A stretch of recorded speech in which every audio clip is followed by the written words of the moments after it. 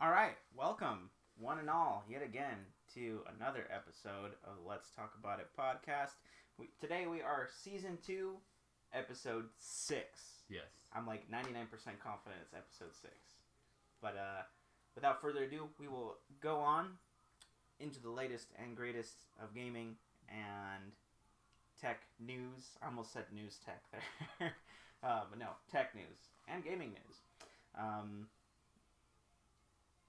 Do we want me to start today? I can start like usual. I'm down to do it anyway, sir. Alright, I'm going to start off as usual then. Tech news item number 1. Let me see. I just want to point the mic a little differently. Maybe I have to speak straight to it. But anyway, we got tech story number 1. Kind of following up on a story that we talked about last week. In that couple of phone companies, big ones like Huawei and LG, had backed out of the Mobile World Congress that's supposed to take place the 24th of February through the 27th, I believe. Mobile World Congress as a whole has been canceled. Yeah, for the same reason, because of the coronavirus and all that. So, is this exactly a surprise? No, I don't think so. Especially after, Huawei, Samsung, and LG, like, big hitters. Or actually, I don't think LG backed off. I think they're the ones who said they were going to continue with it. But anyway, Samsung and Huawei, two big players in the mobile technology space, backed out. Then, it makes sense to cancel Mobile World Congress as a whole. Still, again, because of the coronavirus and everything that's going on over there in China. But I commend them for taking the guts to cancel Mobile World Congress, one of the biggest events in tech in the whole year. I don't think they said when or if they'll even replace it with another Mobile World Congress later on in the year. But for now, it's canceled. So, sad. But the second story is actually related to that. Samsung held their own announcement of sorts for the Samsung Unpacked, I think is what the event was called. And it happened yesterday. And I could tell because there was a huge review embargo that was lifted. So everyone at the same time posted their videos about their thoughts and impressions on the devices that were announced at Samsung's Unpacked event. They announced a handful of new as well as different phones. First of all, they unveiled the new Samsung Galaxy Flip, which is their foldable smartphone with the flexible screen that folds like a Motorola Razr or like a traditional flip phone. And funny enough, this phone was made to compete with the new Motorola Razr that came out. That's also a flip phone. So that was the first phone announced there at the Unpacked event. They also announced the Galaxy S20, the Galaxy S20 Plus, and the Galaxy S20 Ultra. So 3 different phones that they announced. The most talked about and the most interesting one of those 3 is a Samsung Galaxy S20 Ultra. That's a wild phone from what I saw. It boasts amazing specs. It has a 5,000 milliamp hour battery, which, compared to like the Google Pixel 2, the Google Pixel 2 I think has like a 2,700 milliamp hour battery. So like double just about? Almost, yeah, just about double. It has, of course, the latest Snapdragon processor in there. One of the big talking points about it is the camera on the back that sports a 108 megapixel main camera out of the like 6 cameras that are on the back of this of the S20 Ultra. It has up to I think 12 gigabytes of RAM on the phone, and I believe the base storage capacity is I think 128 gigabytes. That's where it starts. It will be 5G capable when it releases. And the cherry on top of that cake is that it's going to start at $1,300. Oof. Yeah, that's a hefty price for a smartphone. One other impressive feature that I actually forgot to mention before is that the camera is also capable of recording 8K video at 24 frames per second. Ooh, that's nice. Yeah, well, when you start going into the 8K video territory, that's like studio production, right? And especially at 24 frames per second, that's approaching like a cinematic recording style. Because when you go to the movies, those movies are not running 30 frames per second, and a lot of times they're cinematic, running 27 or 26. This one's 24. So that immediately when I heard those specs on that phone, I thought to myself, people are gonna make movies like with this phone. Oh yeah, for sure. which I would use it for sure. One of the biggest struggles of having movie ideas and getting people on board is not having a camera to shoot the movie. So we have that to look forward to. But yeah, they announced all three of these phones have the similar camera bump to like the latest iPhone. It's like a square, or the Google Pixel 4. It's like a square camera bump. These are more rectangular, going longer with the extra sensors that they have. But other than that, they look like solid phones. I'm going to have to take a look at them. Yeah, they look really nice. One of the things that I enjoyed about these new phones personally is that Samsung is kind of ditching the curved glass thing on their phones like they've had since the Galaxy Edge. And like my Note here, if you look at it, the edges are curved. That makes them really prone to breaking. And I know because I had my Galaxy Note for 10 days and I dropped it from a chair height and it broke the glass. And it also makes it really ridiculously, like, stupid to find a case because they don't make very many cases for them. Like, you gotta get specialized cases and they're not always the best. Yeah, exactly.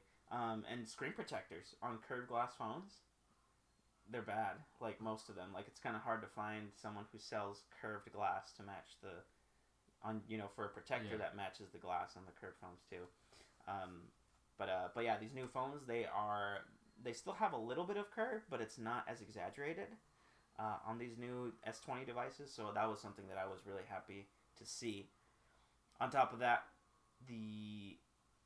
what was I gonna say? I was gonna say something about the S20, but I forgot. There's another feature that I appreciated on the new S20. But if it comes back to mind, maybe 3 hours from now, I'll make sure to include it. So Samsung had that event there. Just a handful of more tech news. There's some interesting tech news going on this week for sure. Do you remember that Equifax hack that happened? Yeah. In 2017? Can you believe it was that long ago? No, that's crazy. 2017, yeah, it feels like it was yesterday. So apparently the U.S. has connected China military state-sponsored hackers as the ones that were responsible for the hack. 5 people that the U.S. government has indicted on accusations of hacking. So they were the ones that were responsible for leaking all of our tax information that's collected by Equifax. That's really sad. That Equifax is a privately owned company that's sponsored by the U.S. government to keep track of your credit score. That they were duped by 5 people. Yeah, in China. So that was really sad. Apparently it was there was a bug in the software. Let's see here. There's a certain name of the software that Equifax uses to keep track of all of our information. But let's see here. Yes, it was the Apache Software Foundation. So Apache is like a company that provides a lot of like back-end user server side software for like huge enterprise network solutions. And they announced that the Apache Struts software had a vulnerability that could allow attackers to remotely execute code on a targeted web application. So basically hack databases through using their websites. Apache, the company, they patched this bug, and they also sent out instructions for enterprise-grade IT technicians on how to apply the patch themselves and fix the issue. So Equifax, they use this Apache Struts framework, and they basically neglected to apply the patch to their systems. And that's what allowed these Chinese hackers to gain access to all of our credit score stuff that was hacked. So extreme negligence on the part of Equifax. Right. The fact that Equifax is a service that we don't sign up for, it just kind of happens when we turn 18, and this kind of negligent stuff is happening with their tech, that kind of rubs me really, really wrong. Mm-hmm. Especially with a company making that much money off of, again, a service that does not require our consent to monitor us. Like, you gotta be kidding me. Like, the fact that this was a situation of that problem is disgusting. I wonder how much the Equifax CEO makes, actually. I didn't look that up before the show. But I'm sure he makes a lot. Probably enough to at least hire a team of people who could have done this patch and still have lots of his own money. Yeah. Yeah, no kidding. No kidding. So maybe he should go to jail with the 5 hackers, too. Speaking of which, of course, none of the 5 hackers are actually arrested or under legal U.S. custody. It's an indictment that the U.S. served to Chinese hackers that are still in China. So, will they ever be caught? No. Like, mathematically, it's going to be impossible to catch them unless they were dumb enough to try to enter the United States with credible documents, with their, like, personal passports. So yeah, that's a little follow-up on the Equifax hack that happened. The next piece of tech news is actually more on that Windows 7 service that we were talking about a couple episodes ago, about how they were going end of life, mm-hmm. and how support was not going to be offered for Windows 7 except through certain enterprise applications that companies still have to pay for, like the Swedish company that we talked about that paid like hundreds of thousands of dollars for support on Windows 7. Anyway, so check this out and tell me if this doesn't sound super convenient on the side of Microsoft. But there's a Windows 7 bug that prevents users from shutting down or rebooting their computers. I heard about this. Yeah, oh my gosh, the fact that it's a problem is so bad. Imagine being on the administrator account of your Windows 7 device. You hit shut down, and you get an error message that says you don't have permission to shut down this computer. Jeez. Yeah. So it's a bug that happens when you try to shut it down from the start menu. Mm-hmm. And you hit shut down. That's the error. Some commonly talked about fixes on the internet or workarounds rather, is that you can still bring it up on Task Manager to shut down your computer, and that works fine. You can hit Control-Alt-Delete, and then on that menu at the bottom right, you can hit that power button, and your computer will shut off. There's also a lot of like registry edits that people have made and published so that you can fix this. Essentially apply your own patch. Uh-huh. So some people have done that. But yeah, that's annoying, huh? Suddenly, Windows 7 goes end of life, and you have to pay for extended support. And conveniently, there's a new Windows 7 bug that keeps you from shutting down your machine. We gotta make them want the support, so we're gonna make a problem right before it goes into effect. Yes, that's what's happening here, dude. That's what they're doing. From what I understand, there's still no official fix by Microsoft because Windows 7 isn't supported. I think there is, and they're just making you pay for it. Yeah, for sure. Which, if anyone's smart, they'll Google this problem and they'll be, they'll find the workarounds and they'll find the patch that they can apply themselves, the unofficial fix for the problem. But yeah, that's interesting, huh? Who figured new and Windows 7 would be in the same sentence? Or, that time where they were using a sentence is long gone. They're like, follow-up story. Attempting to turn off the computer when it says you're not allowed will result in deleting all of your information. Yeah. Please purchase a new Windows 10 product key for $100. Yeah. So that's it for that little story. One extra story that I should mention, because this too is also a follow-up story on something that we talked about, I believe, last week. We talked about GeForce Now. Yes. NVIDIA GeForce Now. Mm-hmm. Which sadly all my coworkers at work can run it on their computer, but something with my identity on our Active Directory, like through the company that assigns me my Windows users and everything, apparently they blocked runtime DLL files to run on my computer. So I need, so like even though GeForce Now doesn't require any installation, it doesn't run in a browser. You just download a .exe run DLL environment file, and it starts the service for you. I need administrator access to do that on my computer. That sucks. And all my friends on their profiles, they don't need to. So they're all playing NVIDIA GeForce Now on their downtime at work. I can't. So, lucky me. But anyway, the real story actually comes from some drama that Blizzard just pulled its games from the NVIDIA GeForce Now service. And I'm sure that kind of is a good transitory story because I'm sure you may have researched this as well. Yeah. But yeah, and the thing I wanted to mention about this story, and you can contribute too because you probably did more research than I did on this, is that NVIDIA GeForce Now has been around in beta for a long time. Like, do you remember when I had my NVIDIA Shield TV? Yeah. It's been around since then. So, like, it's been developed. The games that have been available for you to play on the beta, which includes Blizzard games like Overwatch and all that, it's been a thing for a while. And now all of a sudden when GeForce Now gets popular and blows up the news cycles for a week, that's when Blizzard decides to pull its games. Like, that seems a little scummy to me.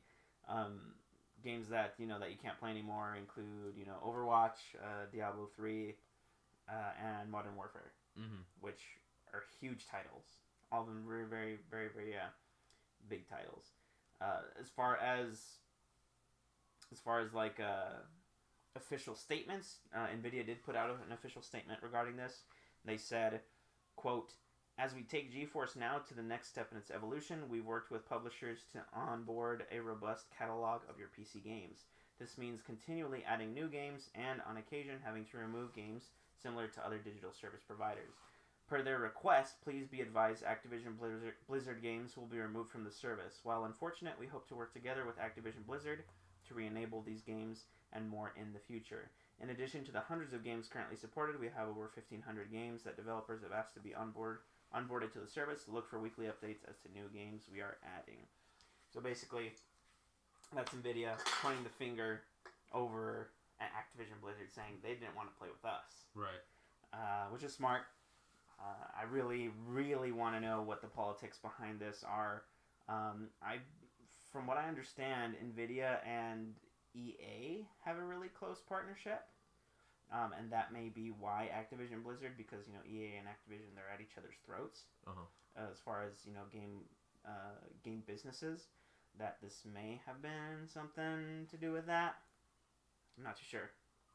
Honestly. That's just the rumor mill speaking right there. But yeah, what are your thoughts on the story? I feel like ultimately it probably comes down to money. However, I mean, there could be smaller things that they could have done it for, but I just don't see happening. Like, obviously, if they're not fully confident in this streaming service, for online competitive online competitive, like, esports games, you're obviously going to want that constant, like, good connection, and if they're looking at this and they're like, well, we don't know if it's going to work and we don't want to be unfair or do anything. I mean, that could be a reason too, but I think... Yeah, like more control over the experience. Yeah, because I feel like this would be a smaller hit than all of their games being in a news story next week for running like trash on this service. Yeah. You make a very good point. But, I mean, ultimately, I'm probably leaning more towards it's the money. It always is. Especially with, like, streaming services, because, like, when you look at, like, Spotify or anything where they stream songs, I want to say, what were the percentages on there? They get, like, paid super small amounts for every, like, minute or hour of gameplay. Dang. To where it's, like, just ridiculous. But if that's a stat I don't know off the top of my head. If we are going into more of my stories, let's see. I got some... Yeah, the floor is yours. Some toxicity going on. 79% of League of Legends players say they were harassed after a match ended, according to a community survey. That's huge. That is a lot of people. Yeah. Like, but it's true. Yeah. I'm pretty sure almost everyone I know who plays League has either harassed or been harassed for their gameplay. It says League of Legends' reputation for making people lose their cool during a game is well documented, but a surprising 79% of the 3,784 respondents to a recent community survey said that harassment continued after the match was over. Getting cussed out, being sent friend requests repeatedly, and almost exclusively in the case of League's female players being sexually harassed. Wow. That's messed up. That is a lot. The last one there is messed up. Yeah. That the female players feel sexually harassed. Jeez. Bunch of neckbeards play League of Legends, dude. It's definitely not right, but it happens in like literally every game. Yeah. I mean, I'm no way defending it or saying like that's the only thing, but it's sad to say it happens in every game. Yeah. That's internet culture, dude. There's something about anonymity that brings out someone's true behavior and true colors when they don't have a reputation to live up to or something to be attached to their reputation. People do whatever they want, man. Yep. Especially when they salty. Yep. Yeah, extremely when they're salty. And then League of Legends, alike game Dota 2, Valve had banned more than 40,000 Dota 2 accounts for abusing matchmaking. That's a lot of accounts. That's this week. Oh my gosh.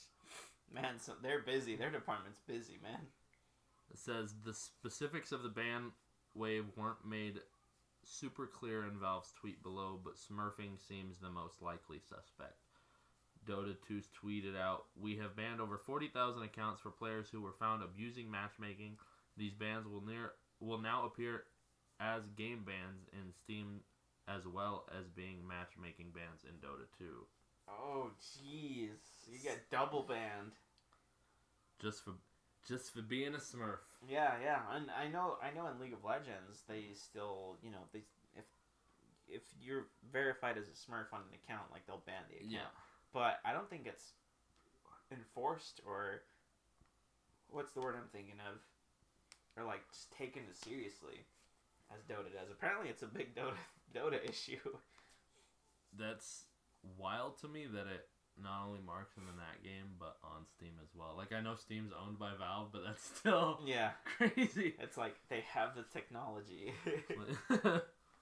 Let's see. Moving on from League and Dota, back on to a game we haven't heard about in a while. Red Dead Redemption 2.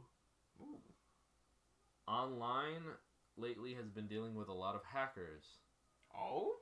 Really? And lately, there's been one that has been super popular, where players basically got the model from in the game of a two-headed skeleton, and people are reanimating these skeletons and sending them to just fight players. What? That's wild. Yeah, and it looks absolutely amazing. Yeah, I was about to say, that has to look pretty cool in game. Like, I would imagine it's also got something to do with, like, people being like, where's my undead nightmare? Because that was super big in the first Red Dead. It was a super big DLC that everybody loved. It was essentially a new game. Yeah, and people are just taking it in their own hands now. Making their own undead nightmare. Summoning two-headed skeletons to attack other players online. Wow. Let's see. That's awesome. That's a game I still have to get. Dude, it is so fun, and I want to get it again now that it's on PC. I keep forgetting that because you got it on console. Dang, yeah. Once I upgrade my SSD, it's gonna be sick. Yeah, I'm gonna do that. All right, next up, we got Call of Duty Modern Warfare Season 2 has begun as of, I believe, yesterday. And it comes with a 67 gigabyte download. Oh my gosh. If you're on computer, I think That's Xbox is 65 gigs, and for some reason on PlayStation it's only like 56. Yeah. That's still a quarter of my drive at home, dude. Yeah, that's a lot. That's a lot of data. A lot of data. And with this update, it's time to bring back the 1v1 quick scopes because fan favorite map Rust is back. Oh, shoot. As well as playable character Ghost from the original Modern I Warfare. heard my coworkers are talking about Ghost today. They're like, so is it coming back? It's like, yeah, I guess. As well with this, there's a new game mode that has popped up in like the main menu screen. So you have like campaign, multiplayer, co-op, Spec Ops or something like that. And a new game mode appeared with question marks that people are saying this is more than likely the Battle Royale mode that was rumored for a while. Yeah. So hopefully we'll see some of that soon. Yeah. That's going to be real exciting. Rust got me hyped, though. Yeah. And I'm not a Call of Duty player. But I remember us playing Rust at Video Game Club.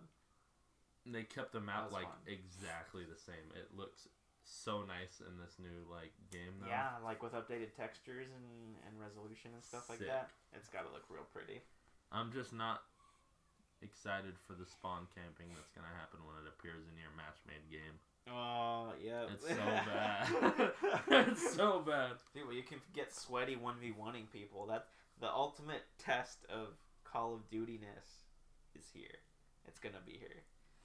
And it's going to be popping. There's going to be so many videos. New videos. Yeah. I can't wait to play it, but unfortunately, due to data caps, I have to wait 2 more days. I was about to say, have you played it yet? Or? No, I was like, I really want to play Call of Duty tonight, and it turned it on, and it was like, boom, 67 gig update, and I was like, not tonight. No. Smart. And then my final story that I have pulled up as of right now, there was rumors of a Resident Evil TV show being produced by Netflix, and now another piece of evidence has appeared and then quickly deleted. Netflix posted a description of a Resident Evil TV show on their media center, then removed it. However, thanks to the Wayback Machine, you can still look up and read it. It says the town of Clarefield, MD, has long stood in the shadow of 3 seemingly unrelated behemoths: the Umbrella Corp, the decommissioned Greenwood Asylum, and Washington, D.C. Today, 26 years after the discovery of the T-virus, secrets held by the 3 will start to be revealed at the first signs of outbreak. What if we open episode 1 and The Walking Dead starts playing? That'd be amazing. Wait, hold up. Or a cameo by one of the Walking Dead people. Yeah. Just like in the background. Oh man, that'd be great. That sounds like a cool premise, though. That kind of reminds me of like a more edgy, more dangerous like Stranger Things season 1. Because that's pretty much exactly what happens, except it's just 1 foundation instead of 3. Yeah. So that could be really cool. I hope they get like way more gritty than Walking Dead. I hope that they stay more faithful to the games, because I don't know if you watched like the early Resident Evil movies, but they were kind of like they had small connections, and you're like, yeah, that's from the game, but it's not really like not about it. Yeah, I'm just hoping that I'm hoping they do it well. I hope so too, because I love me a good show. Love me a good zombie show. Yeah, like that's the thing that I really enjoyed about The Walking Dead is that it was more drama focused, and then the violent parts like hit you real hard because they were not few and far between, but they were tactfully inserted into the story to drive the character, to drive the the mission or the goal of whatever was going on in that episode. That's not to say that I don't think the Resident Evil show is going to be the same way. I still think that they're going to be using using violence to tactfully move the story along and to build character. But I think it's going to be less of a storytelling element, if that makes sense. It's going to be like less artisty, if that makes sense. Yeah. Like the violence isn't going to be like as meaningful. Like it's gonna be like a Quentin Tarantino movie. Yes. Yes. Violence aplenty. But I think they'll just be used as different storytelling devices, I guess, essentially. Let's see here. I had one other thing that I wanted to talk about. Let me see. I did too, actually. I'm pretty sure I didn't cover a story that happened last week. I was debating whether it would actually happen this last week. So I have to look it up real quick. Because I think it happened Monday. So let's both look for stories. Let's see. In the meantime, let's see here. What? Why are all of my news stories Minecraft? Alright, I think I found it. Let's see. What day was February 7th? That was 5 days ago. That was like Saturday, right? Mm-hmm. Sunday? So definitely after. I think Friday. Friday it was. Friday. Yeah. Oh, shoot. Then I do have an extra story. If you haven't found yours yet, I can share mine. Sir. Let's hear it. Cool. So, Friday, February 7th, I walk into my office at work. I clock in. I get all my tools for my job ready, and then I open YouTube. That's how you listen to tunes at work. Because I don't want to suffer through ads on Spotify or Pandora. And then all my YouTube is like filled with review videos. And I'm like, what the heck? So I go and check it out, and that was actually a review embargo lifted by AMD to review the chip that we talked about when we had the live podcast series, and we tried to stream it on video at my old apartment. Which was the AMD Threadripper 64-core 128 thread processor, their 3990X. So review embargo lifted on Friday for this new chip. Monstrous chip. 64 cores, 128 threads. Ridiculous. Anyway, so the review embargo lifted for this chip.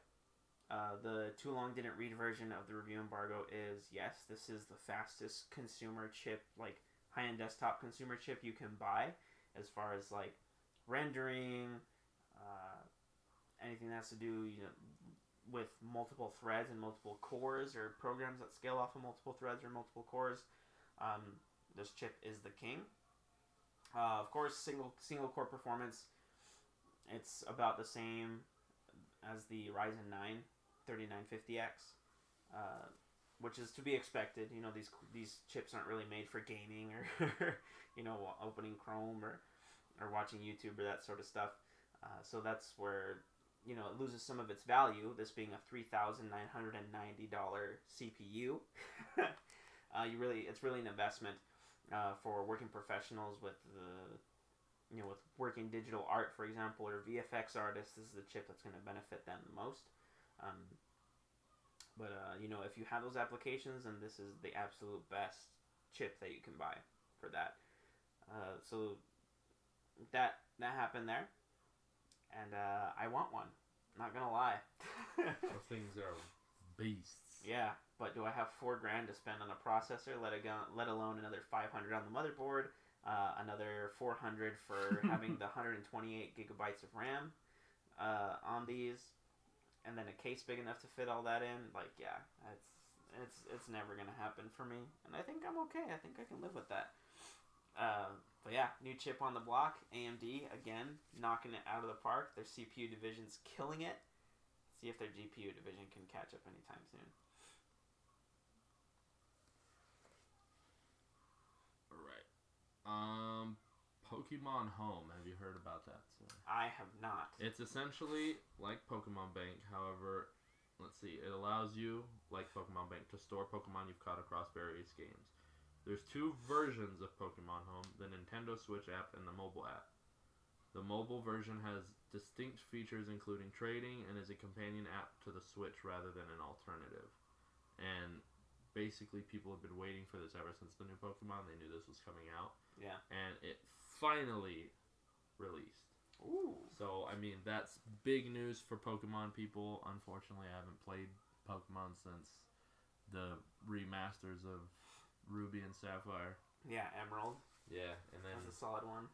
Sadly, my 3DS was stolen, so no more 3DS for me. No. Dude, you get your handheld stolen a lot. All the time. Yeah, I remember when you got your PSP stolen. The at school, Darth dude. Vader one? Yeah. I was devastated. We used to always play Battlefield. No, Battle. Battlefront. Yeah, Star Wars Battlefront Renegade Squadron, dude. Dude, it was so fun. We got sweaty. I remember when I was like, I forget if you discovered it or if I discovered it, but basically we could play the game off of just one disc instead of both of us having to own the disc. Oh, didn't we? I think it was like we started searching for a match, and for some reason, when it was like that, it wouldn't stop the game if you ejected it, and then we swap. If I remember right. That sounds about right. Pure engineering I genius, totally forgot about that. Yeah, dude. Gaming on a budget. That's how we do it, man. Jeez. It's only one of us needed the disc. Those are fun times, dude. Those are fun times for sure. But yeah, so you got that stolen. The simpler days. Yes, and then my 3DS was stolen. Don't buy another Don't buy a laptop, dude. You're gonna get that stolen too. From my hands, just whoop. A bald eagle's just gonna scoop it up from in front of you. Oh yes, this is the other story. Microsoft and Samsung partner on Xbox Cloud gaming service. Whoa. Yeah. Interesting. It says that xCloud could even be bundled on Samsung's future phones. That would be dope. For the S20? Yeah, that's one of the examples they give. And Galaxy Z Flip smartphones. Mm-hmm. Let's see here. It's likely that it will involve xCloud appearing on Samsung devices in the future, and they're saying that this is just the beginning of our gaming partnership with Xbox. And then they basically announced a Forza Street game for Galaxy devices. I saw that too. That's gonna be sick. Yeah. I love me a good racing game. Forza has definitely one of the bigger racing fans. Mm-hmm. Forza Street. Yeah, I personally never really got into Forza. Me neither. But it is a beautiful game for sure. It is. I was always a Need for Speed kind of guy. Mm-hmm.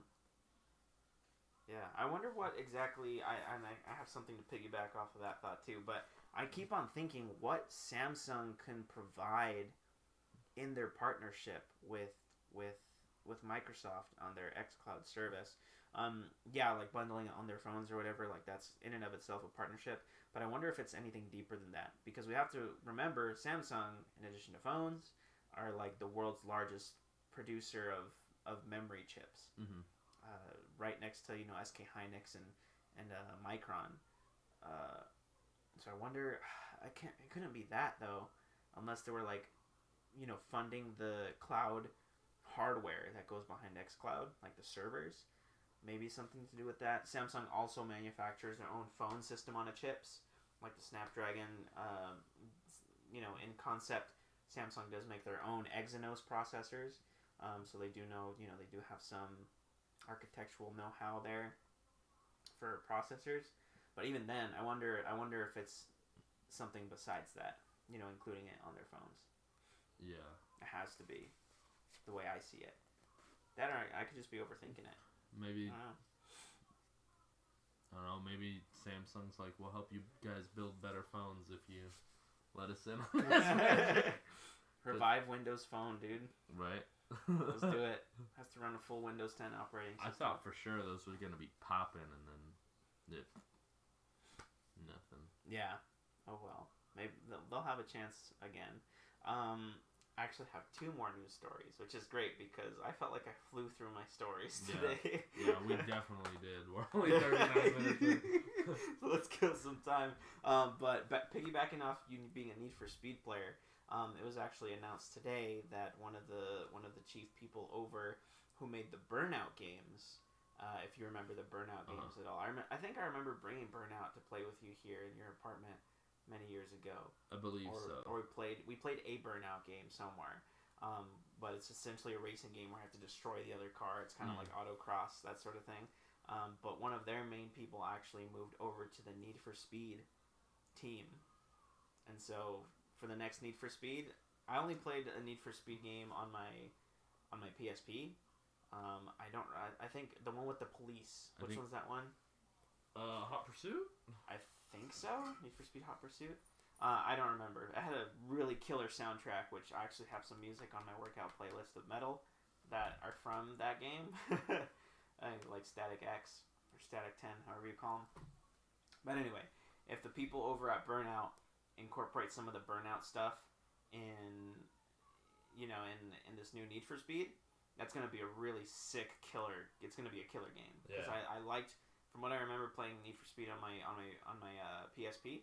It was a really fun game. The race mechanics were awesome, and the levels were pretty thrilling for a PSP game.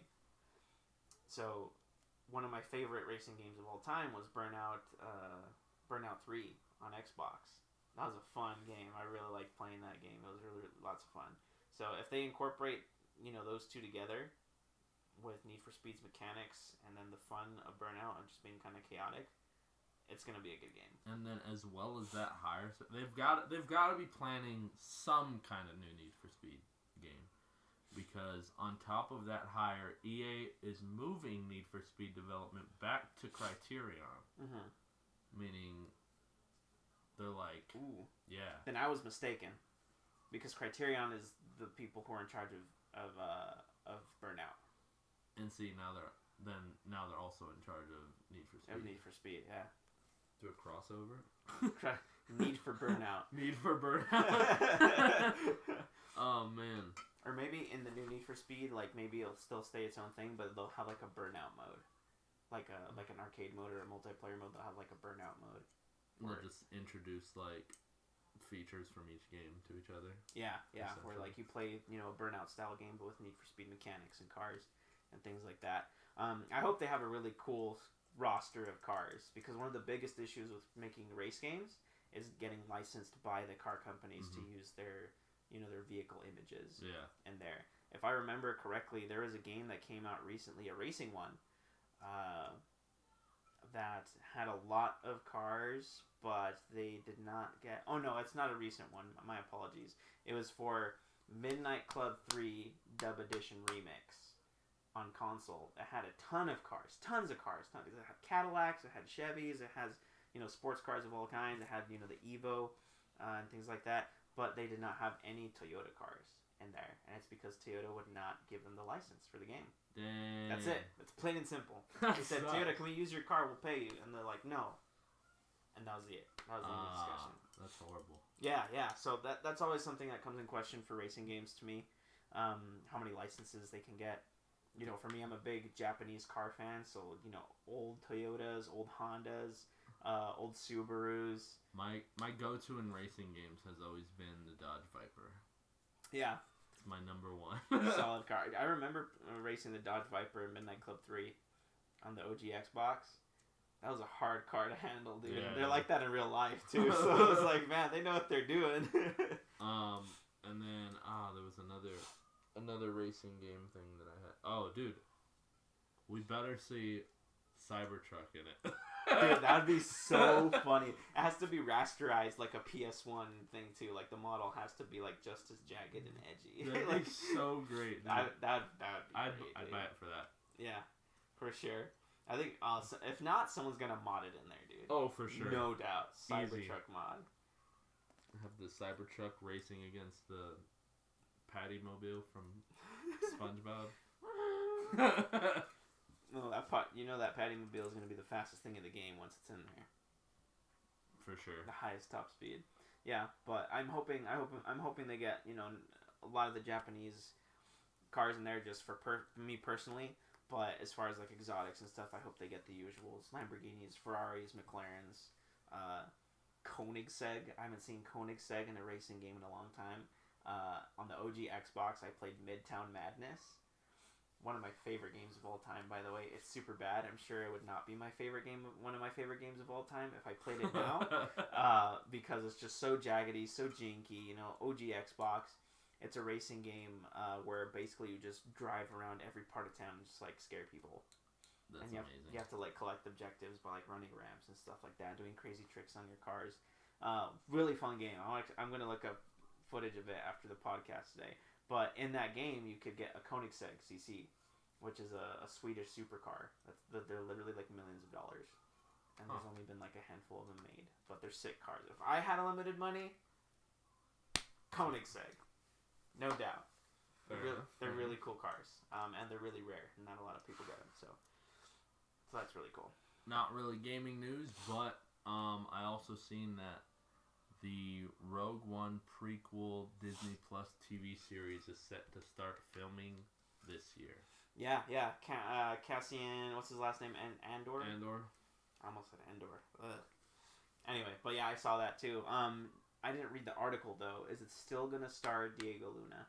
I'm not sure. I hope it does, because I think he was really. I think he brought a lot of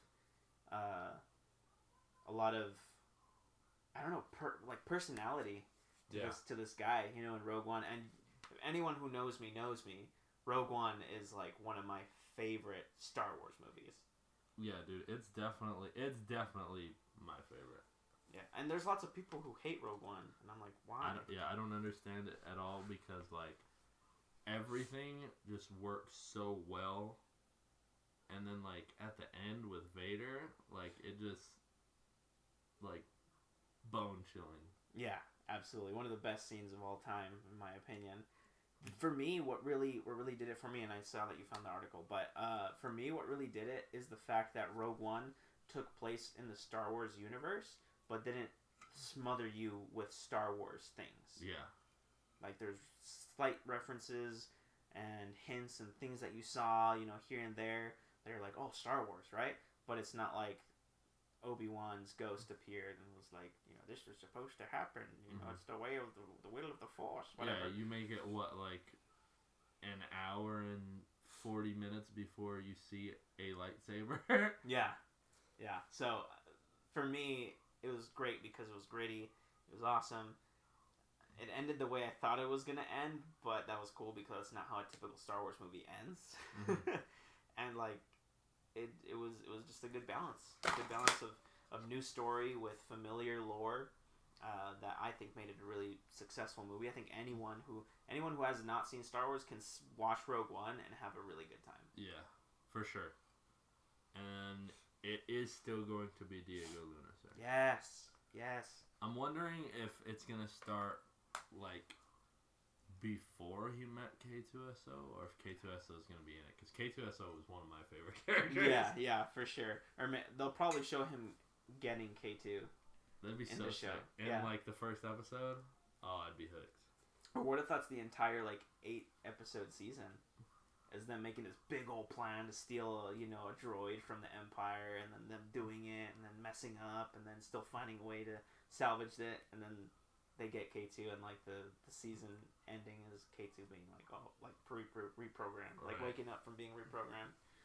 That'd be dope. It definitely would. They should hire me as a director, man. That would be super dope. And then and then the series finale is them meeting up with I forget her name, dude. With that chick. Jyn Erso? With Jyn Erso, yeah. With them meeting her for the first time. That being the series ending finale.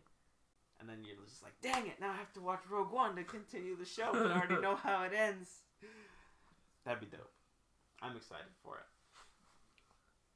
Let's see. It says he told E.T. that he's read some scripts but knows very little about the Star Wars series. Just that we know it'll take place in the early days of the rebellion against the Galactic Empire, and reunite Luna with Alan Tudyk, who played the reprogrammed K2SO. Yes, he's gonna be in it, dude. Nice. He's gonna be in it. Oh, that's so great. Yeah. Right. So. I can't wait to see it. I know Diego. One little tidbit about that. I know Diego Luna, when he got the part to play Cassian, he was super grateful for it because as an actor, and him being a Mexican-born actor, he has a thick English accent, where it's quite apparent that he's a Spanish speaker. Yeah. And they told him he could keep his accent for his character in this movie, and according to his words, like on Twitter and stuff, like he was like super proud of that he didn't have to hide his accent, to play a character in a movie.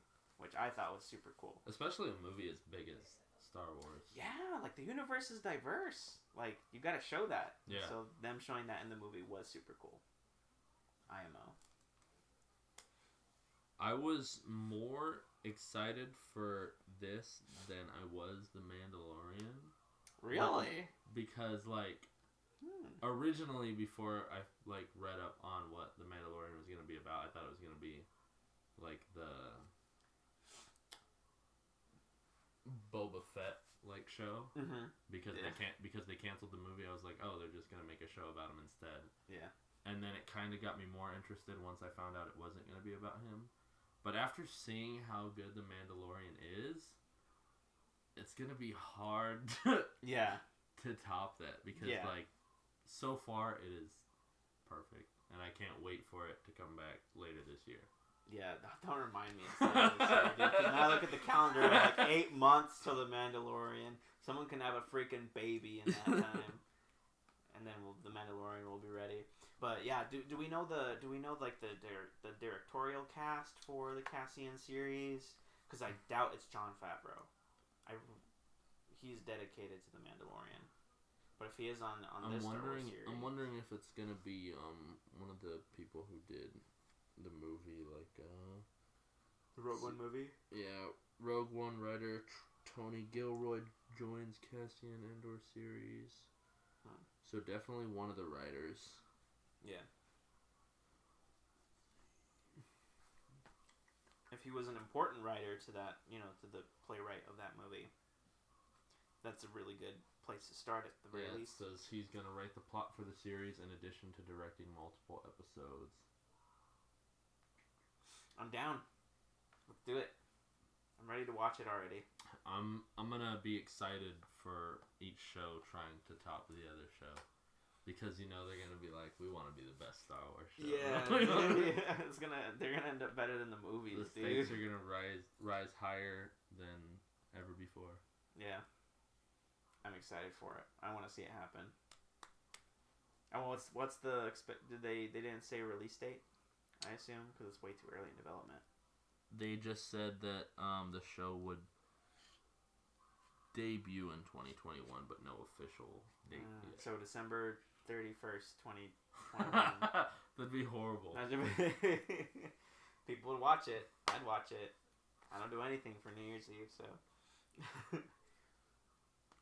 Dang, well, that's cool. As for my news story, sir, though, that is all she wrote. Yeah, I'm all storied out, too. Did you watch the LCS this past weekend? Because I did not. I did not either. Oof. But I know the standings, and I know the general sentiments. We should talk about LCS a little bit. I'm down.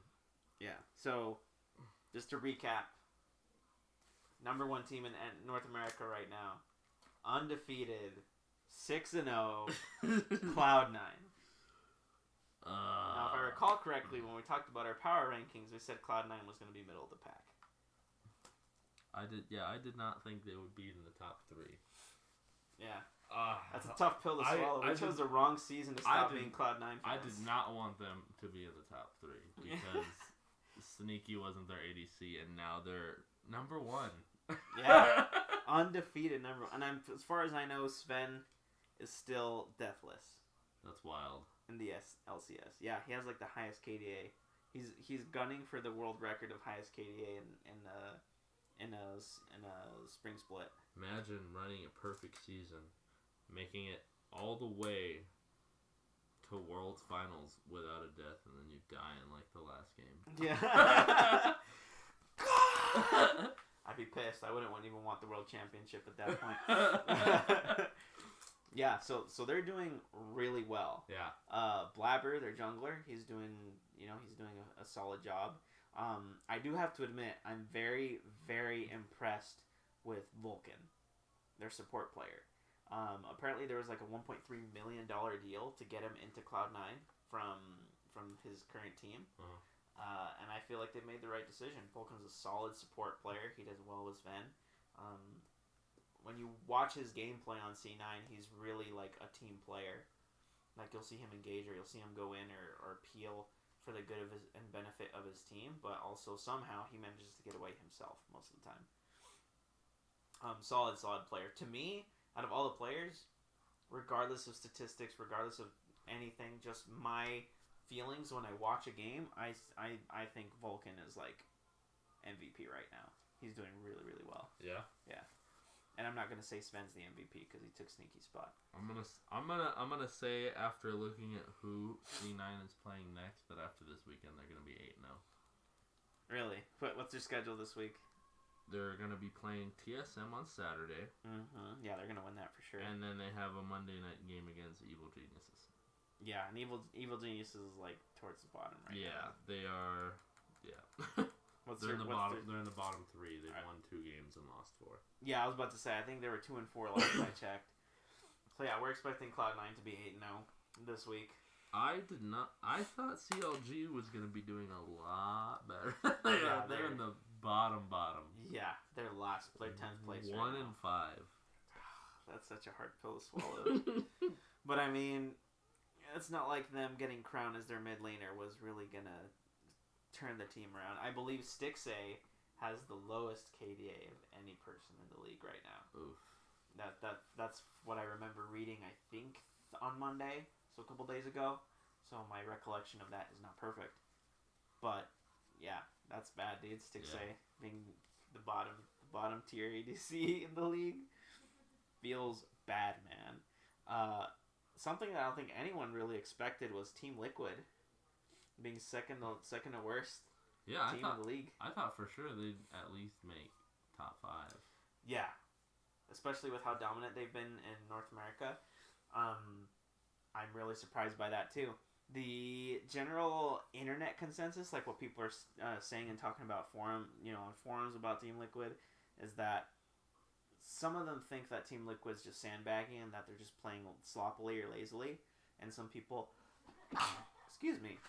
some people believe that Team Liquid is actually struggling right now. As you know, they have used their backup jungler for these last couple weeks in the LCS, Schernfire, since Broxa isn't here in the United States yet. He actually just got his visa approved last week. Nice. I saw on Twitter. So he'll be making it over to the LCS soon. But yeah, Team Liquid's doing horribly right now. They're not playing well. Fun fact, Doublelift has not won a single game as Senna in the LCS so far. Stop playing. Yeah, and like he knows that too. He tweeted like on Twitter. He was like, "Wow, like what a time for a wake up call," is what he tweeted.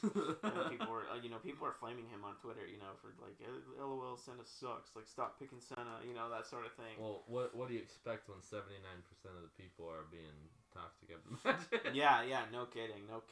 But fun fact, Senna has not been played as an ADC in LCK. Really? Yeah. That is a surprise. Yeah, they're playing lots of Aphelios, lots of Misfortune. Is what they're playing in the LCK. And that's even crazier to me because I could see Senna being picked over Aphelios just because you have more control. And you scale pretty hard as Senna too. Yeah. Especially like if you build like Black Cleaver and all that. But like Aphelios, I feel like he's too random. I mean, obviously you can get a pattern going, but you can't always control when a fight's gonna break out. Yeah. So if you were to time it right against an Aphelios, like you can always have the upper hand against whatever 2 weapons he has. So that's crazy that he's gotten picked more than Senna, honestly. Yeah. He's been played a lot. I believe in the first 2 weeks, Senna and Aphelios were pick or ban, if I recall that data correctly, which is wild. But yeah, Doublelift has not won a single Senna game in the LCS yet. Jensen tweeted on Twitter, after their loss, because they lost Monday to, who did they lose to? I forgot who they played. A bad team. Not like CLG bad, but they played a bad team. I think it was Golden Guardians, which were at the bottom of the standings last week. But yeah, TL lost that game, and they lost it pretty hard, man. I watched that game, and I was like, yikes, man. Like, this hurts to watch. Like, Doublelift getting caught out, Doublelift getting, insect kicked into the enemy team. Like, it was bad. It was bad. And so Jensen, he tweeted on Twitter, he was like, "This effing sucks, and I'm really disappointed right now." So, like, they're clearly trying. They're missing their star jungler, but at this point, Broxa is not going to be able to come in and save Team Liquid, in my opinion. Oh, man, this is a good one. So, posted 30 minutes ago, a piece of gaming history that I'm not sure if you know about, if you've like read a lot of gaming history, because I didn't know about it for the longest time. But the Nintendo PlayStation officially went up for auction. Yeah, I remember that. It went up for auction I think a couple weeks ago, I want to say. Yeah, and right now it is sitting at $15,500. Whoa. Yeah. That's cheap.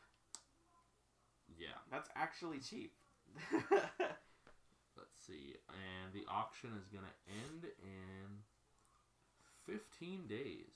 Oh, I thought you were going to say like 15 minutes. I was like, oh, shoot. No, so we'll definitely... This is definitely going to get higher. Yeah. Because it has to. Dude, have you seen this thing? Yeah, it's wild, huh? Like, I knew... Look at it? I knew about it, but I'd never seen what it looked like. Mm-hmm. That thing is wild. Oh, yeah. That's cool. I would love to have that just like chilling above my fireplace in my house, you know? Just like, that's the... Everyone who doesn't know about it's going to be like, that's not real. Yeah.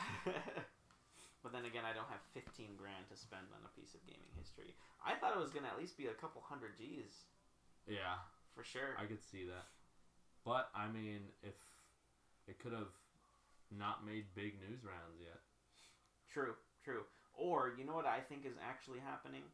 People are trying to price snipe it on eBay. Just wait for the last second? Yeah. So, like, with bots. So, people will set up price sniping bots that at the last second will put in a bid to whatever the minimum amount is above the current bid. And that's what I think is happening here. People are setting up price sniping bots for this piece of gaming history.